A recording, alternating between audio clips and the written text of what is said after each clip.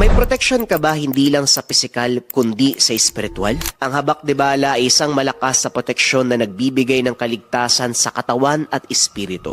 Gamit ang mga bibihirang pangkalikasang sangkap na pinagsama-sama ng 6 na antengeros sa Negros. Sa paniniwalang Pilipino, ang basyo ng bala, isa sa mga tinuturing na mabisang pangontra laban sa masamang nilalang, elemento, enerhiya, kahit na mga tao. Idagdag pa ang pagkokonsagra ng 6 na antingero mula sa Negros. Hindi lang ito laban sa espiritual na panganib kabayan, kundi laban ito sa negatibong enerhiya at masamang intensyon ng tao. Sa mundong puno ng galit, intriga at hindi maipaliwanag na bigat, ang pinakamahalaga ay ang paniniwala na hindi ka basta-basta matitinag. Habak de bala, hindi lang proteksyon, kundi simbolo ng lakas ng iyong spirito. Kung interesado ka kabayan, i-click lang ang yellow basket or visit ang shop ng Likha Merchandise.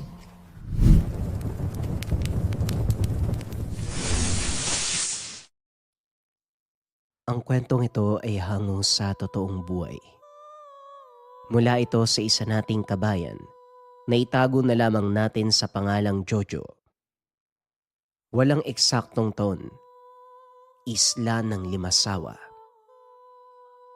Nang mga panong ito, nag-aaral sa sikat na pamantasan itong si Jojo. Nasa huling taon ng kursong Philippine History. Simula pagkabata, nakahiligan na ni Jojo ang kasaysayan ng Pilipinas at bilang paksa ng thesis, napilitan itong saliksikin ang buong katotohanan tungkol sa labanan ng Mactan. Nako, ano bang gagawin natin? Hindi ko alam kung saan kukuha ng mga impormasyon tungkol kay Lapu-Lapu. Makakakuha ka nga, pero yung mga tipikal na impormasyon na mababasa lang natin sa libro sa paaralan. Wika ni Jojo. Kasi naman, bakit si Lapu-Lapu yung napili mong gawing paksa, Jojo? Ang dami namang ibang bayani at isa pa, wala masyadong impormasyon tungkol sa kanya. Halos lahat ng mga alam natin, galing lang din sa mga sinulat ni Padre Pegapeta. Wika ni Alvin. Kaya nga pinili ko si Lapu-Lapu eh. Gusto ko malaman yung buong kwento tungkol sa kanya. Hindi lang sa nangyaring labanan. Ikaw, hindi ka ba nagtataka kung paano nilang natalo yung baril ng Kastila nung naglabanan sa Mactan? Kung sa bagay, nakakapagtaka nga naman. Paanong mananalo ang Sibat at Kampilan laban sa mga baril at kanyon ng mga Kastila? Alam mo, parang may alam akong tao na pwedeng tumulong sa atin eh. Kaso kailangan nating pumunta sa kanya. Kung malaki yung may tutulong niya sa paksa natin, bakit hindi? Teka, nasan ba yung taong sinasabi mo? Nasa Limasawa, doon sa probinsya namin. Sa Leyte? Nagbibiro ka ba? Hindi na natin kayang tapusin ng isang araw yung paksa eh. Idadagdag mo pa yung biyahe. Kaya nga ikaw yung tinatanong ko. Dahil alam ko mahirap ang pagdadaanan natin. Para lang makuha yung mga lihitimong impormasyon tungkol kay Lapu-Lapu. Pag-uusap ng dalawa. Napaisip si Jojo. Dahil alam niyang malaki ang gagastusin para lang makakalap ng impormasyon tungkol sa kanilang paksa. Ngunit mahalaga ang anumang impormasyon na makukuha kung sakali dahil kakailanganin nito para sa depensa ng kanilang thesis. Pag-uwi nito sa bahay, kinausap ng binata ang mga magulang tungkol sa plano. Todo suporta ang mga ito, lalo na kung tungkol sa pag-aaral ang kanyang mga lakad. Pumayag ang ina. Nangako naman ng ama na siya ang sasagot sa mga gastusin. Medyo may kaya din sa buhay ang mga magulang ni Jojo. Ang mga lolo at lola ng binata sa parehong panig, nagmamay-ari ng malaking negosyo sa kanilang lugar. Kaya hindi problema ang pinansyal, lalo pa kung para sa ikabubuti. Kinabukasan, muling nagkita ang magkaibigan at sa pagkakataong iyon, kasama na ang isa sa mga kaklase na walang nakitang grupo. O ano na, Jojo? Nakapag-isip ka na ba? Oo, tuloy tayo. Pumayag si nanay at tatay. Sila din daw yung sasagot na mga gagastusin natin. Ayos! Para tuloy gusto kong halikan ng tatay mo. Nga pala si Chris oh. Eto kasi wala daw siyang kagrupo. Nakikiusap na sumama sa atin kung ayos lang sa'yo. Ayos lang naman sa akin, sa totoo lang. Kulang pa nga tayo eh. Pero iba kasi yung interest ng mga kaklase natin. Kaya ayos na yan. Tatlo tayo sa isang grupo. Maraming salamat ang totoo niyan. Ayoko din kasi yung mga paksa na gustong talakayin ng iba nating kaklase. Napagalaman ko na gusto mo daw talakayin yung kasaysayan ni Lapu-Lapu. Interesado ako sa kwento niya, kaya nagbakasakali na ako. Wika ni Chris. Walang anuman Chris, o siya, kailangan na natin magpaalam sa propesor natin. At saka sabihin natin yung plano para mabigyan niya tayo ng mga dapat gawin. Ako nang bahala doon. Ang gawin mo na lang planuhin kung kailan ang alis natin. Siguro itataon natin ang sem break para wala masyadong gagawin sa klase. Medyo mahaba din yung panahon na yun At siguro sapat na ang 1 linggo para makakuha ng impormasyon. Tama yan para parang nagbabakasyon tayo. Sa wakas, makikita ko na naman si Lolo Mako. Pag-uusap ng tatlo. Pagdating ng sem break, hindi na nagsayang ng oras ang magkakaibigan. Kaagad na silang umalis papunta sa probinsya ni Alvin. Sinalubong sila ng mga kaanak nito sa paliparan. Manghang-manga si Jojo sa ganda ng tanawin sa lugar. Ito ang unang pagkakataon na nakapunta sa probinsya. At dahil isinilang ito sa syudad, ni minsan hindi nagkaroon ng pagkakataong makapasyal sa probinsya. Uy, para kang nakakita ng diwata dyan Anong nangyari sa Jo? Wala lang. Namamangha lang ako. Ang ganda ng kalikasan. Sa telebisyon ko lang kasi nakikita yung mga gubat Pati yung ilog na dinadaanan natin ngayon, ang ganda Yan kasi ang dami ng pera nyo ni minsan. Hindi man lang kayo nakakapasyal sa magandang lugar. Ano ka ba? Hindi mo rin naman masisisi si Jojo. Abala sa negosyo ang mga magulang niya hindi naman sa ganun, Chris. Nagyayaya din sila pero ako lang yung ayaw. Mas gusto kong nakakulong sa kwarto kaysa magbiyahe. O hindi kaya maggala. Pwera na lang kung talagang kailangan. Kagaya ng ginagawa natin ngayon. O ngayon talagang obligado kang maggala at magbakasyon. Malapit na tayo sa bahay Dito na muna tayo magpahinga. Bukas na tayo tatawid ng Limasawa, hapon na din Baka gabihin pa tayo. Pagdating sa tahanan nila Alvin, pinaghandaan sila ng masarap na hapunan, tinolang native na manok at inihaw na isda. Biglang nakaramdam ng gutom si Jojo na para bang hindi ito kumain ng isang buong araw. Grabe pare, ang sarap ng ulam nyo dito. Sa totoo lang, ngayon lang ako natakam ng gusto Tara na, kain na tayo. O sige ba, maupo ka na. Habang nasa pagkainan, ipinakilala ni Alvin sina Jojo sa mga magulang. Napag-alaman din ng binatang sinusuportahan ng kaibigan ang sariling pag-aaral. Dahil hindi kaya ng mga magulang nito na ipasok sa sikat na universidad. Mas nakilala ni Jojo ang kaibigan. Naunawaan nito ang minsanang pagliban sa klase. Matapos kumain, naupo ang magkakaibigan sa labas ng bahay. Nanibago si Jojo sa katahimikan. Nasanay kasi ito sa ingay ng mga sasakyan sa syudad. At sa kauna-unahang pagkakataon, nasalayan nito ang napakagandang kalangitan. Maya-maya pa, lumabas ang nanay ni Alvin at sinabihan silang pumasok na dahil malalim na ang gabi. Matutulog na tayo? Ang aga pa pare Maagang natutulog ang mga tao dito sa amin. Maaga din kasing nagsisimula yung araw nila. Halika na, baka dagitin ka pa ng aswang. Eto naman nagpapaniwala ka dun. Hindi totoo yun. Mga gawa-gawang kwento lang yan para panakot sa mga bata. Hindi ako sigurado dyan pero ang alam ko, totoo sila. Halika na, maga pa tayong gigising bukas.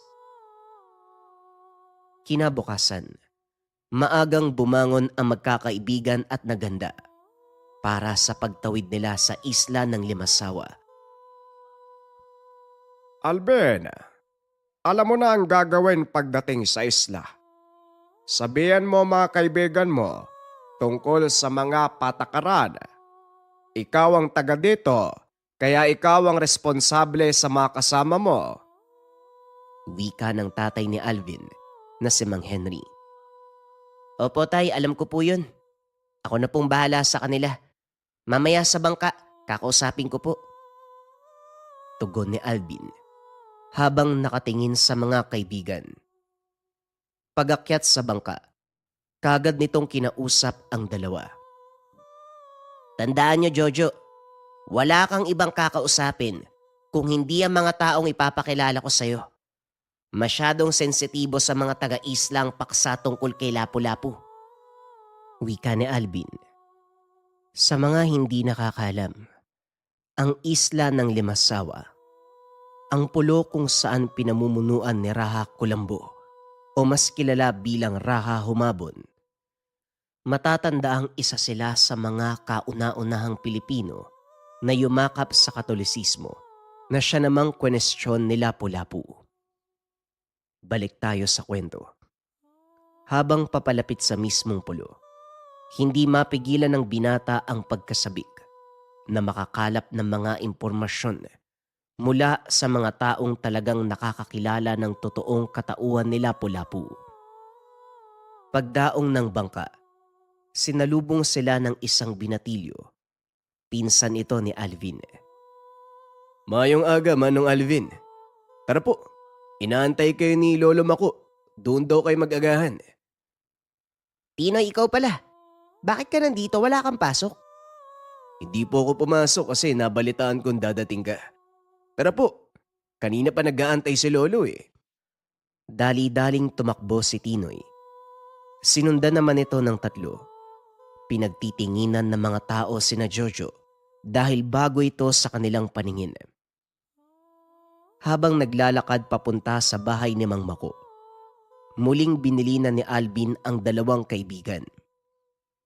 Jojo, yung sinabi ko sa inyo ha, wala kang ibang kakausapin kundi si Lolo Mako, pati na rin ang mga chewin ko. Malinaw Alvin, ako nang bahala. Chris, isulat mo lahat ng mga sasabihin sa mga taong makakausap natin ha. O sige Jojo, ako nang bahala dun. Pagpasok ng bakuran, nakita ni Jojo ang isang matanda. Nakaupo sa atangan ng bahay. Naroon din ang dalawa pang kalalakian. Ipinakilala ni Alvin ang mga ito. Jojo, Chris, sila mga kamag-anak ko dito sa Limasawa. Si Lolo Mako, tatay ng tatay ko. Sina Tio Mario, Tio Javier, mga kapatid ng tatay ko. At itong si Tinoy, anak ni Tio Javier, pinsan ko. Ikinagagala ko po kayo makilala. Pasensya na po kayo sa abala. May mga kailangan po kaming malaman tungkol sa kasaysayan ni... Hindi na ituloy ni Jojo ang sasabihin dahil pinutol ito ng matanda. Bakit gano'n na lang ang pagnanais nyo na malaman ang kasaysayan ni Kale Kulapo? Ano bang meron sa pagkatao niya at labis kayong naiintriga? Wika ni Lolo Mako. Hindi naman po sa intriga, Lolo. Ang totoo niyan, simula pagkabata, iniisip ko na paanong nanalo si Lapu-Lapu laban sa mga baril ng Kastila? Yun lang ba ang pinunta mo dito? Yun lang naman po yung gusto naming malaman.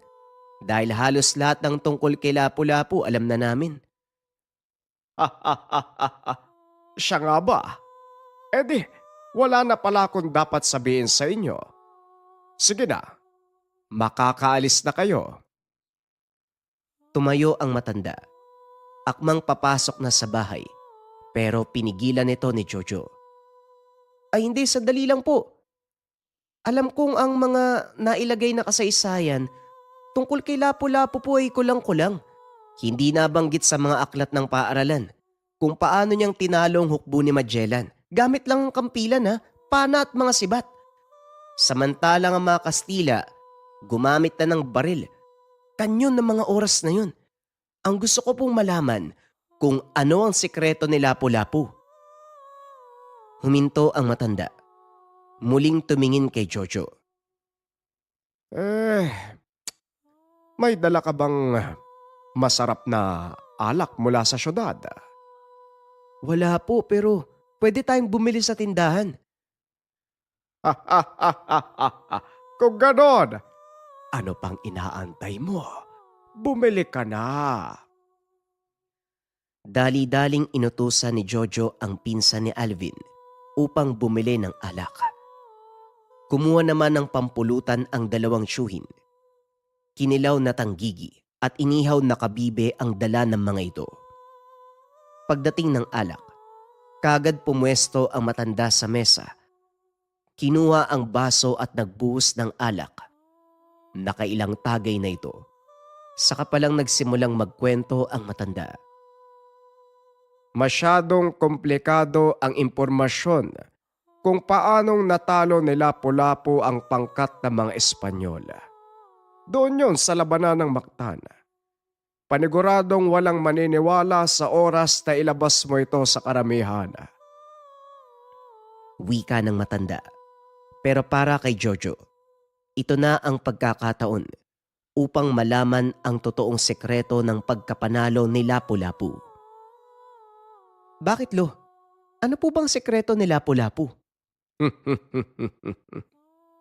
Dalawang malalakas na bertud ang taglay ni Lapu-Lapu. Bahagyang nadismaya ang binata dahil sa sinabi ng matanda. Hindi ito naniniwala sa mga agimat. Bertud? Meron bang ganun nung araw? Sabi ko na hindi ka rin maniniwala. Pero oo, totoong may taglay na bertud si Lapu-Lapu. Isang nagbibigay sa kanya ng lakas at isang nagbibigay ng kakayahan na magpahilom ng sugat sa mabilisang paraan. Medyo lasing na ang matanda ng mga oras na yun. Ngunit ang mga tsuy ni Alvin, hindi pa gaanong tinatamaan. Sila mismo ang nagpatotoo sa sinasabi ng matanda. Kahit lasing si tatay, matino ang isipan niya. Totoo ang lahat ng sinasabi niya tungkol sa dalawang bertud de Lapu-Lapu. Wika ni Mario. Seryoso ang tono ng pananalita, kaya bahagyang nawala ang duda ni Jojo. Alam mo, Jojo, bago pa man ang Kristiyanong paniniwala, ang mga ninuno natin naniniwala na may nabubuhay na espiritu sa kalikasan at ito ang pinaniniwalaan nilang gumagabay sa kanila. Ang bertud ni Lapu-Lapu mula sa mga aswang. Mga aswang kung ganun, si Lapu-Lapu pati ang mga kasama niyang nakipaglaban aswang? Yon ang sabi ng iba, pero hindi totoo ang kwento na yun. Ginamit lang ni Lapu-Lapu ang bertud ng mga aswang, ngunit hindi siya naging isa sa kanila. Teka, sandali lang, nakakalito naman. Paano mong magagamit ang lakas ng aswang nang hindi ka nagiging kagaya nila? Bagaman hindi ito naniniwala, kahit papano, may mga nalalaman siya tungkol sa mga aswang dahil na rin sa mga aklat na nababasa na nagmula sa kasaysayan ng ilan sa mga probinsya, lalong-lalo na sa Kabisayaan. Ang bertud ng mga aswang maaaring ipasa sa tao nang hindi sila nagiging yanggaw.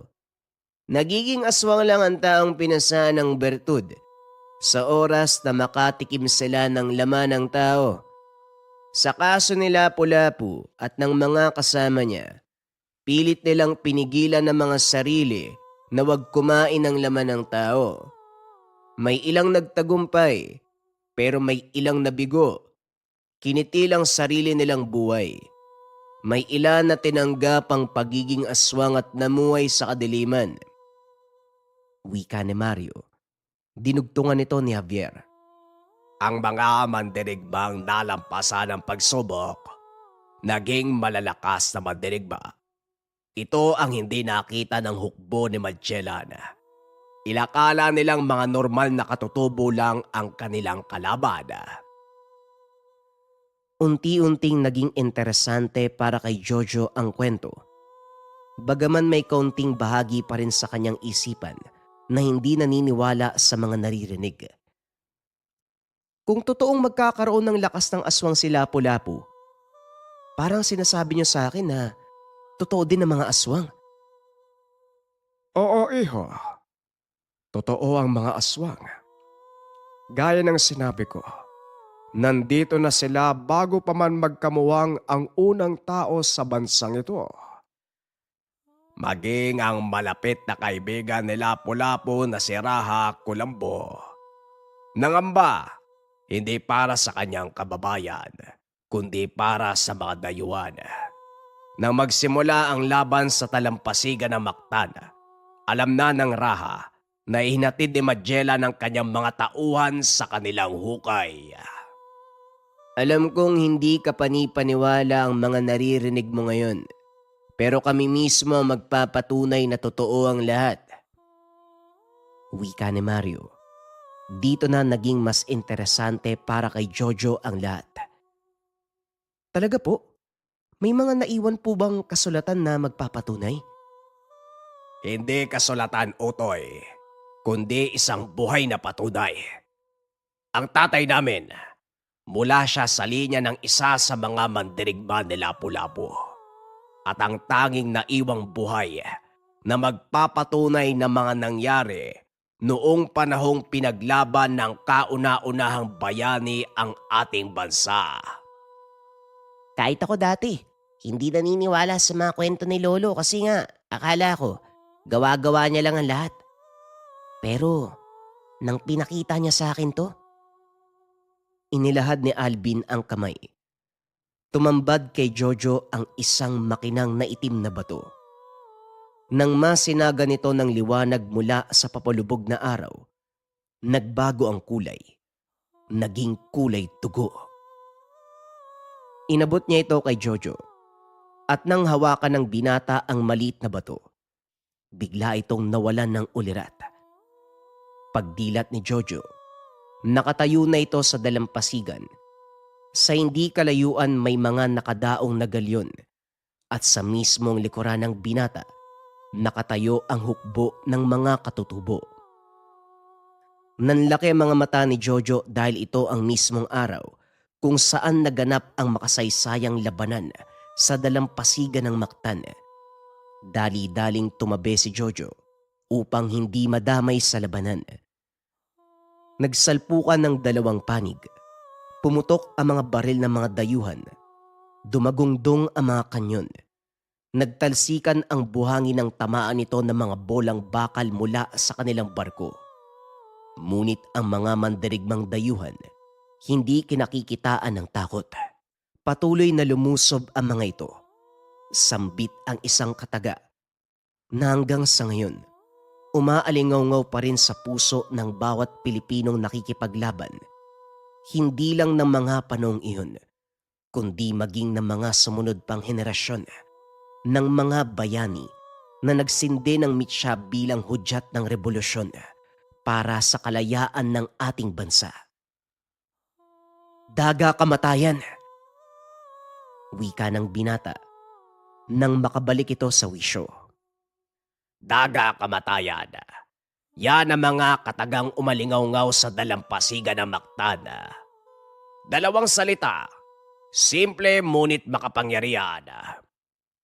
Mga katagang magpasangga ngayon, patuloy na binabanggit ng mga totoong nakikipaglaban, hindi lang para sa kalayaan, kundi para sa pantay na karapatan, lalo na sa sistema ng ating pamahalaan ngayon. Unti-unting naging malinaw kay Jojo ang lahat. Napatunayan nito, hindi mali ang nakasulat sa mga aklat, kundi kulang. Sinadyang hindi ilagay ng tagalathala dahil alam nila magkakaroon ng malaking hindi pagkakaunawaan na magiging sanhi ng pangdaigdigang debate. Ang mga kasulatang ito hindi lang nagmula sa ating bayan. Mga tala ito mula sa isang ekspedisyon ni Padre Pigapetta na noon ay kasama ni Magellan at tanging nabuhay na saksing dayuhan. Naitala nito sa kanyang mga kasulatan kung paanong nakipaglaban ang mga Pilipino at kung paano nilang nagapi ang noon mga modernong sandata ng Europa gamit ang mga makalumang armas. Dahil sa mga nasaksiyan, pinili ni Jojo na wag na itong talakahin sa kanyang thesis. Sinunod nito kung ano ang mga nabasa mula sa aklat. Dinagdagan ng ilang kwento mula sa mga nakatira sa Limasawa para may mga pruweba sila sa depensa. Pero para sa binata, ang karanasan at mga impormasyong nalaman tungkol sa hinahangaang bayani mananatili sa kanyang puso, nakaukit sa pahina ng mga journal, lalong-lalo na ang tungkol sa bertud ng ating bayani, ang bertud ni Lapu-Lapu.